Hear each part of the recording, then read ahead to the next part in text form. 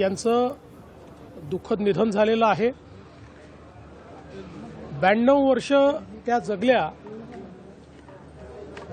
त्यातल्या बहुतांश काळ वयाच्या 5व्या-6व्या वर्षापासून संगीताची सेवा केली, ती अखेरच्या श्वासापर्यंत। या देशामध्ये सर्वात वर्सेटाईल गायिका म्हणून जर कोणाकडे पाहायचं असेल तर त्या आशाताई होत्या।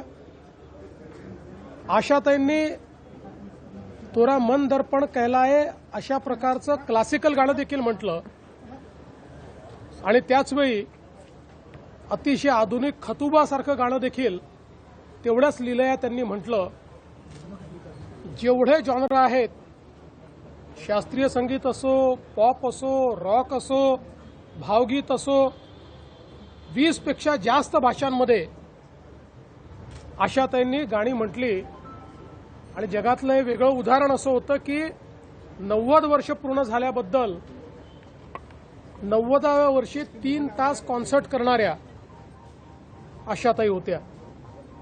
आम्ही जेव्हा महाराष्ट्र भूषण पुरस्कार त्यांना दिला त्यावेळी त्यांच्या जीवनाचा जो प्रवास त्यांनी सांगितला, किती खडतर आयुष्य जगत त्या इथपर्यंत पोचल्या, हे खरोखर अत्यंत प्रेरणादायी होतं। मला आठवतं की आम्ही रेडिओ जॉकीजचा जो कार्यक्रम घेतला होता, त्या कार्यक्रमामध्ये आशाताईंनी मला 2 ओळी गुणगुणायला लावल्या आणि मग त्या ठिकाणी सांगितलं, बघा माझी शक्ती, मी महाराष्ट्राच्या मुख्यमंत्र्यालाही गायला लावू शकते। असं अतिशय जिंदादिल अशा प्रकारचं त्यांचं व्यक्तिमत्व होतं। कुठल्याही कार्यक्रमाची त्या ठिकाणी त्या कार्यक्रमाचा प्राण त्या असायच्या आणि सतत आशाताई हसतमुख आणि उत्साहामध्ये 90व्या, 91व्या, 92व्या वर्षी देखील त्यांचा उत्साह वाखाणण्यासारखा होता। आम्हाला ही पूर्ण खात्री होती की लता दीदींची तर आम्ही 100वी करू शकलो नाही, पण आशाताईंची 100वी निश्चितपणे करू शकू। पण दुर्दैवाने काळाने ती संधी दिली नाही। आशाताईंसारख्या सुविख्यात, जगप्रसिद्ध आणि ईश्वरीय आवाज असलेल्या एक आमच्या गायिका आमच्यातनं निघून गेल्या। मी त्यांना विनम्र श्रद्धांजली अर्पण करतो। त्यांच्या कुटुंबाच्या दुःखामध्ये आपण सर्व सामील आहोत। पूर्ण शासकीय इतमामामध्ये त्यांच्या कुटुंबियांशी चर्चा करून ते ठरवतील त्याप्रमाणे पुढचे सगळे विधी होतील। पण मला असं वाटतं की आज संगीताकरता आजचा दिवस हा अत्यंत दुःखद है। हिंदी में बताइए, क्या कहेंगे? आशा भोसले हमारे बीच नहीं रही, क्या यादें हैं आपकी उनके साथ? ये पूरे भारत के लिए और विश्व के संगीत प्रेमियों के लिए बहुत ही दुख की बेला है। सबसे वर्सेटाइल आर्टिस्ट के रूप में जिनको जाना गया, ऐसी आशाताई भोसले, इनका दुखद निधन हुआ है।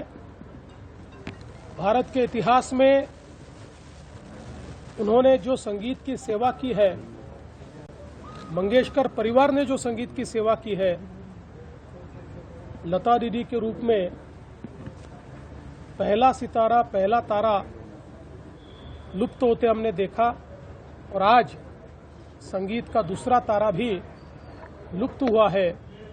ये हम सबको इसका बहुत दुख है।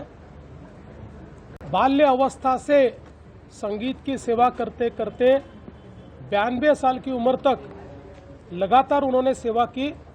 अपने 90वें जन्मदिन पर 3 घंटे कॉन्सर्ट करने वाली ये दुनिया की एकमेव गायिका है और आखिरी दम तक संगीत की सेवा उन्होंने की। हम सभी लोग जानते हैं कि शास्त्रीय संगीत से लेकर पॉप, रॉक, सभी प्रकार की संगीत उन्होंने हम लोगों को दिया, सभी प्रकार के गीत उन्होंने गाए। विशेषतः आर डी बर्मन जी और उन्होंने संगीत को एक अलग जोन में पहुंचाने का काम किया। और ऐसी कोई भाषा नहीं है भारत की जिसमें उन्होंने गाने न गाए हो। 12,000 से ज्यादा गाने 20 से ज्यादा भाषाओं में उन्होंने गाए।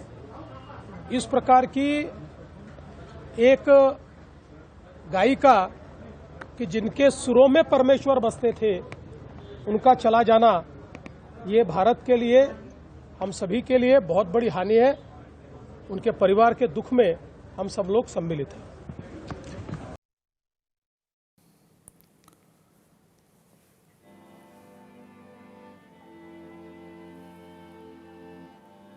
तर मुख्यमंत्री देवेंद्र फडणवीस माध्यमांशी बोलत होते। आशा भोसले यांच्या निधनाबद्दल मुख्यमंत्र्यांनी तीव्र दुःख व्यक्त केलेलं आहे।